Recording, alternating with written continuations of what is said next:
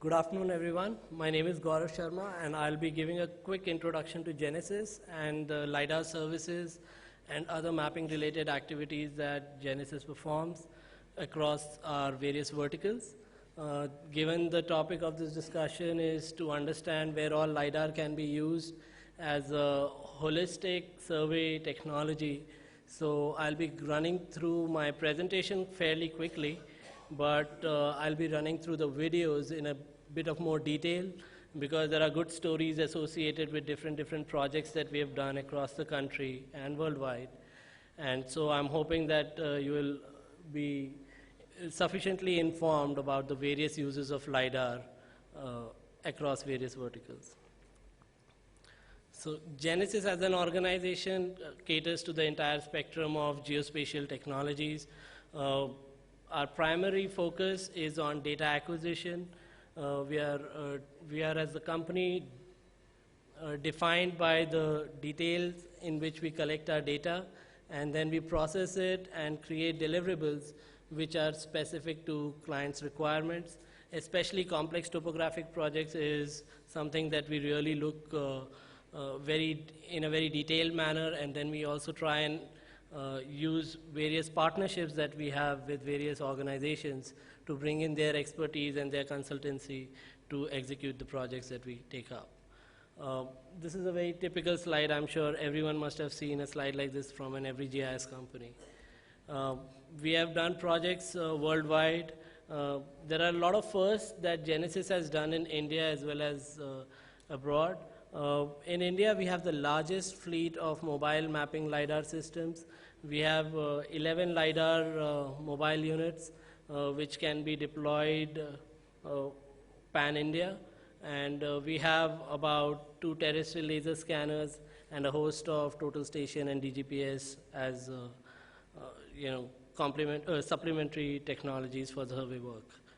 We've also done a lot of photogrammetry work as well as satellite imaging based work worldwide.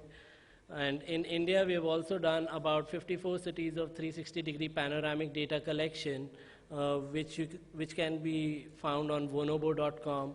It's a consumer application. You can search for any street in those 50 cities, and you will be in a position to get a view like how you observe in Google Street View.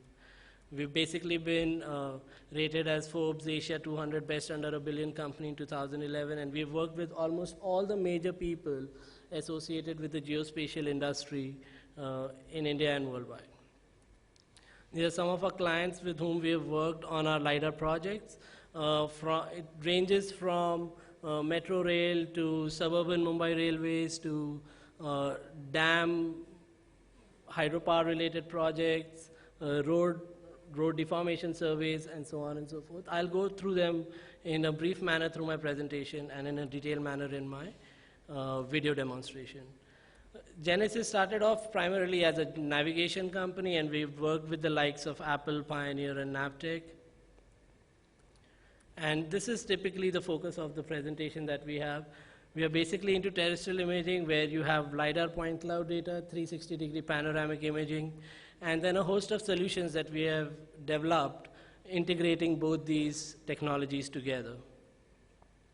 Some of the focus areas of Genesys is in telecom and the other utilities, mining, water resources, infrastructure, which also covers roadways, railways, urban governance, specifically on property taxation, slum management, hawker management, and as-built is something we have recently ventured in, which is primarily for creating scan-to-BIM models for plants or residential or any other building complexes.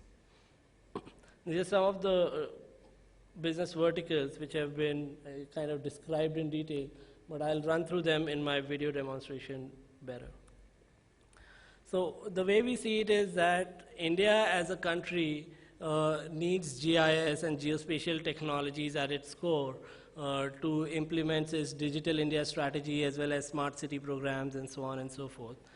But the problem with that particular vision is that the very basic data that is required is either insufficient or it's not really available, or even if it is available, then it's in different silos. And then we have focused on creating a system which is kind of broken in its own right.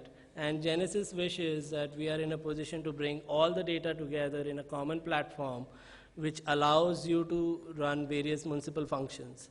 So if you will look at the functions on the screen, the ones on the right are primarily dealing with citizen engagement kind of platforms, and the one on the left over here are primarily from social inclusion as well as revenue generation. And we believe that revenue generation is a primary focus,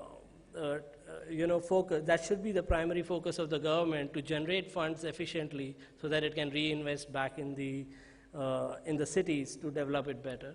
And the way we are going forward with it is by creating applications such as C-Property, C-Hawk, which is our hawker management system, C-Slum for slum mapping and management, outdoor media, real estate, as well as safety and security. For the purpose of this demonstration, we'll focus on C-Property and C-Slum, and C-Hawk, which is for hawker management. The idea of this particular application is to have a LiDAR-based 360-degree panoramic survey carried out so that you have a complete detail of every street in the city, which is then mapped along with the records of the municipal corporation to understand any form of deviation that exists in the property. Now, this particular application allows you to understand deviations from various aspects, illegal constructions to height violations to under-assessed or unassessed properties and the likes. And this particular application is a web-based application, and it is also based on a very powerful GIS engine. So you can see a map environment over here, which is, again, based on a database. You can do your search query and other buffer layers analysis. Similar activity has been done for hawker management. So both moving and stationary hawkers or street vendors are mapped, and with their biometric and other legal records, so that you are in a position to manage their movement in the city. At the same time, you are also in a position to create the licensing policy that allows you to have a better street vendor management system in the city. This is primarily derived from the fact that the Supreme Court had passed a ruling where it says that street vendors are an integral part of the social fabric of the nation, and they are not the ones to be excluded out of the society by removing hawking zones. You are rather encouraged to use technologies like GIS so that they can be managed appropriately on the street. And this is where municipal corporations can also make a lot of money by appropriately charging the street vendors. Similar activity we did for slum areas as well, where again we captured 360-degree panoramic imaging with LiDAR data and map data integrated in it. And you are in a position to now get an appropriate understanding of what is the extent of the slum, what are the various kind of development activities that are possible, and also make them a part of the census, which usually goes in a toss of such in these areas. And there are also a lot of irregularities over here with respect to electricity and water and telecom connections. So those kind of things can also be regularized, and these people can have a better standard of living over a period of time once they are managed appropriately on an application platform like this. Another application for improving the revenue generation is C Outdoor. This application was primarily derived from the fact that, again, we have the panoramic data and the LiDAR data. You are in a position to measure the the dimensions of the street furniture and the outdoor media, and then appropriately charge the outdoor media agencies and vendors alike, so that appropriate number of funds are generated through this particular activity as well. Now, these are some of the projects that we have done pro bono for a lot of organizations, and this is also something that we believe is going to improve the overall efficiency of the smart city program that is there. And these are some of the areas which we believe that can effectively utilize 360-degree panoramic imagery, LiDAR point cloud data, base maps, satellite imaging, all of these technologies coming together and then aligning itself to the government functions, within the departments or across departments so that better management of the city can be carried out. Moving on from functions of municipal corporations and urban local bodies, we targeted specifically for telecom and utilities. Their challenges are to get a detailed map, to get a base map, to get some basic information regarding the accurate as-built that they are going to create over a period of time, and then a platform where all of this data is available in case of any form of breakdowns that happen on field. So something that we create using our LiDAR data is a detailed route survey map that you can see over here, which has every single manhole which has been, which can be seen on the ground is tagged, and the ones which don't see on the ground are captured through total station or other GPS-based methodologies and updated on our system. And this again is a database-oriented system which leads all the way to creating issue for construction drawings so that people can go on the ground and start trenching more efficiently and laying the optical fiber more efficiently. And then also the technology of LiDAR allows you to have better profiling of the road. At the same time, it allows you to have better BOQ and bill of material related queries that can go in terms of constructing this particular fiber optic.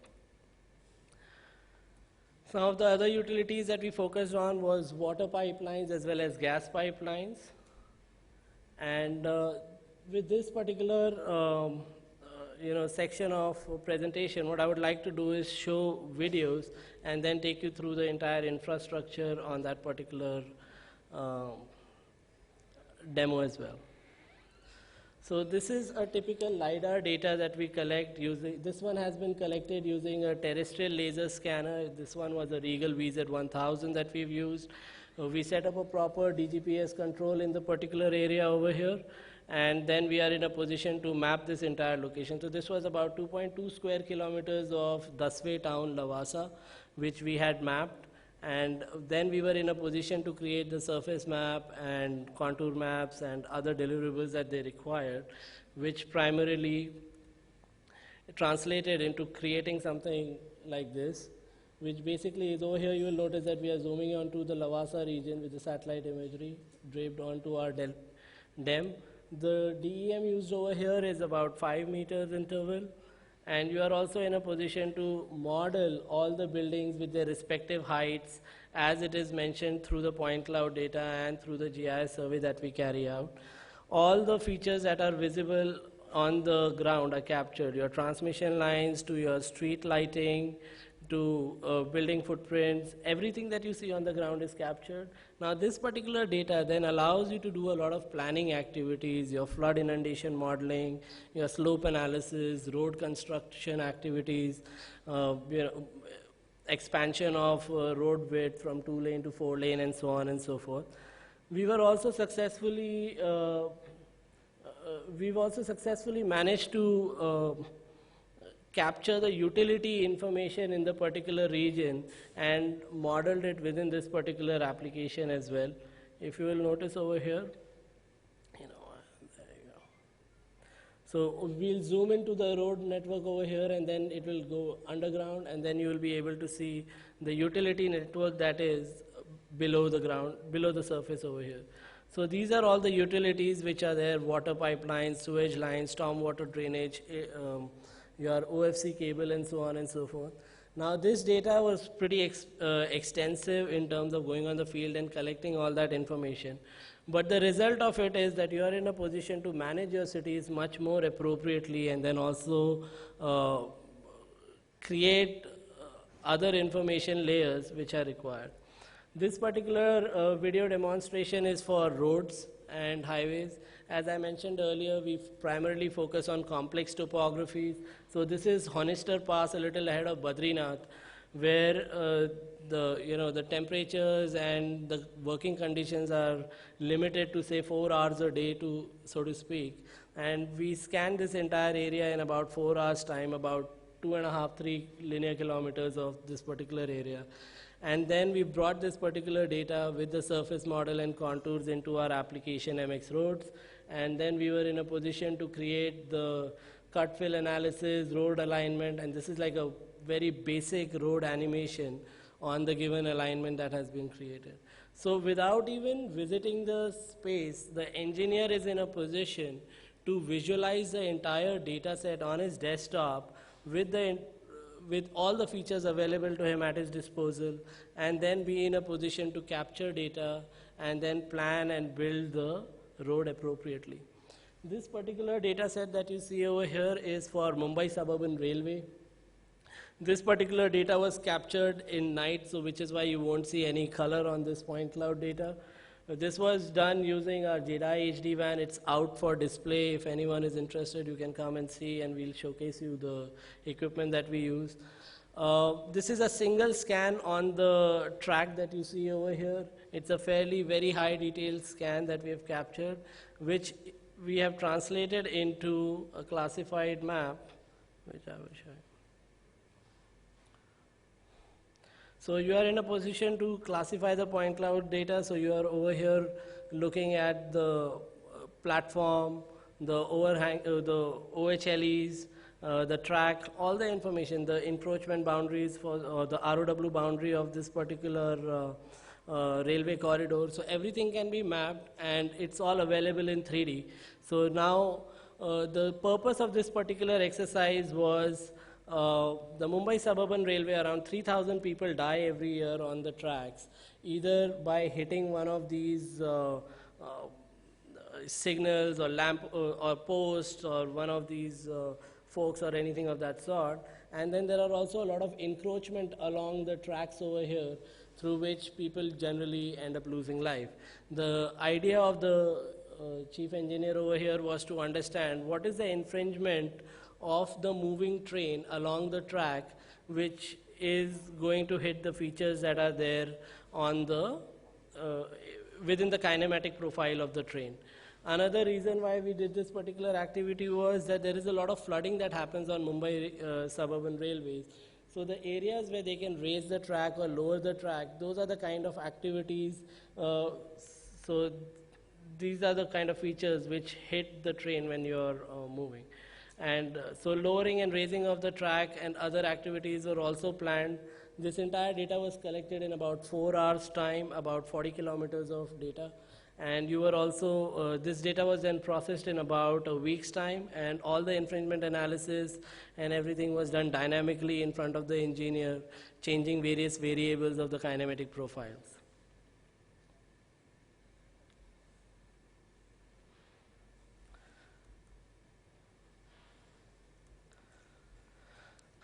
The next application I have over here is of a Lucknow metro rail alignment which we had done.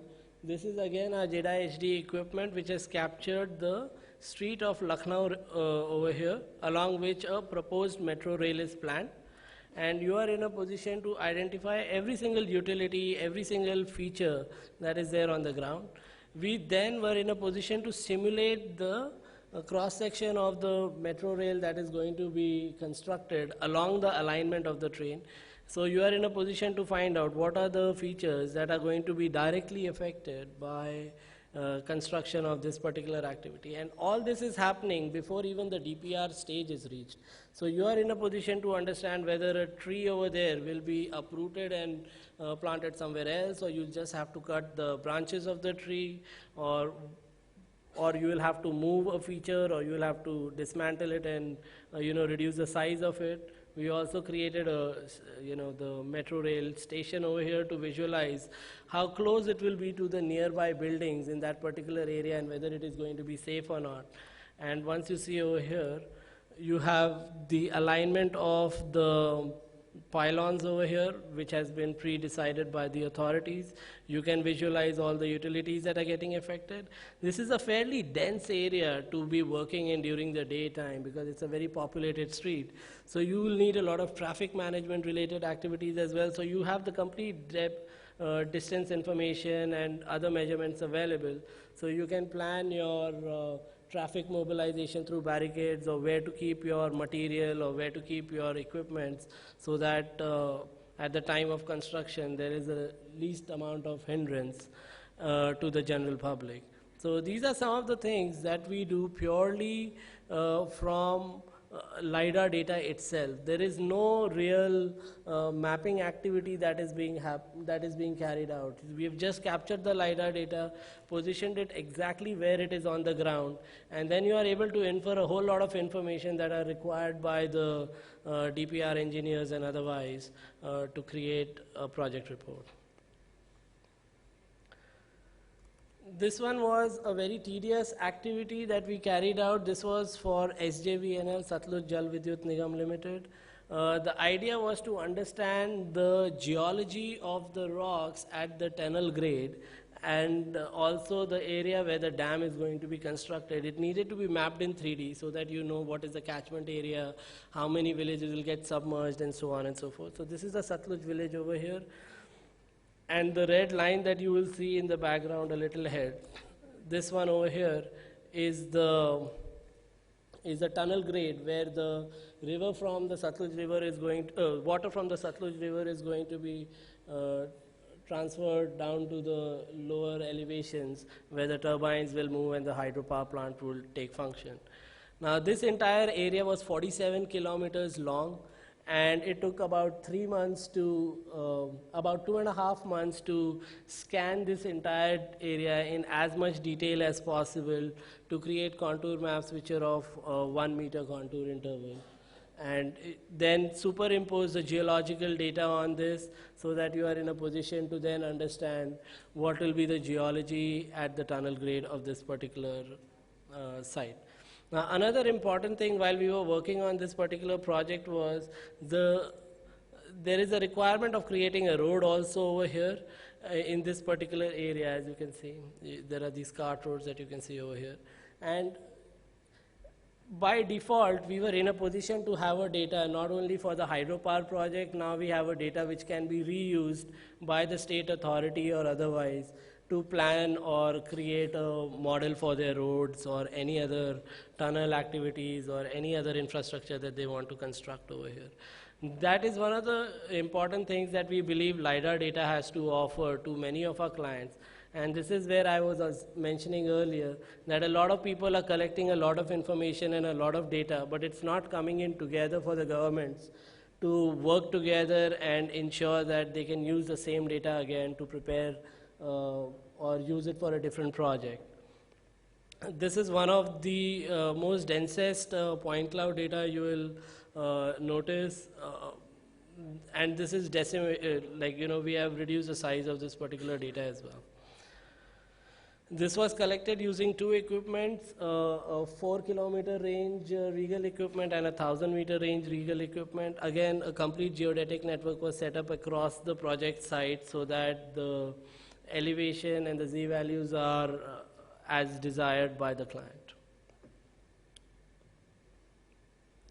Now, this is what we mean when we say that data that we collect on the ground needs to all be put together on a common platform that governments can use it. So over here what we have done is, in Maharashtra, the requirement was to understand the road deformation, and not as accurately as Richard mentioned in the presentation before me, but from a visual inspection point of view, that where all you have road deformation and what is the area of the deformation on the state roads in Maharashtra. So all the little red lines that you see over here are small patches of sections of roads which were assigned to us to survey, totaling to about 2,000 kilometers, for which we had to travel almost 40,000 kilometers. And this entire activity, including the app development, was done in 1 month's time. So we were in a position to have our vehicle go on the ground, capture the 360-degree panoramic imaging, collect all the information, process the data, create the road network that you see over here. Also, at the same time, identify the various deformations that are there from visual inspection, and then create a shape, a polygon of sorts, which defines the area of deformation. So from chainage to chainage, you are in a position to identify how much is the total square meter or square kilometers of data of road that is not as designed or as planned. This particular information also allows you to, this particular data also allows you to tag information. So you are in a position to see over here, sorry, I'll just get rid of this. So you are in a position to see over here the chainage values, exactly where that particular deformation is. And once you click on that particular data, you are in a position to understand completely from that road network point of view, that it's in the region Amravati, district Amravati, Tehsil, the the road number that it is on, the name of the road, and the chainage between which that particular deformation is there. Now this particular activity is possible because we are also in a position to identify all the milestones along the road and so on and so forth, and capture those information into our system. Now over here what we are seeing is a map data and a panoramic data, but at the background of this panoramic data is a LiDAR data, which is allowing you to do measurements on the fly, and you can see what are the width of the road and the length of the road section and so on and so forth. Another thing that you can do is create a deformity summary report, something that we made specifically designed for Maharashtra PWD. They wanted to understand that from chainage A to chainage B, if the road is 10 kilometers, then how much percentage of the road is bad.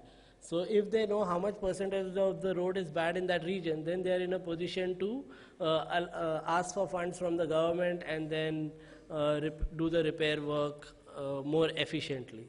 And these are some of the requirements which we believe are across states, across the country. You can replicate something like this and be in a position to capture the detail. Another thing is that we also were in a position to calculate volume of materials that would be required for that particular road deformation based on the standards available for construction of the road.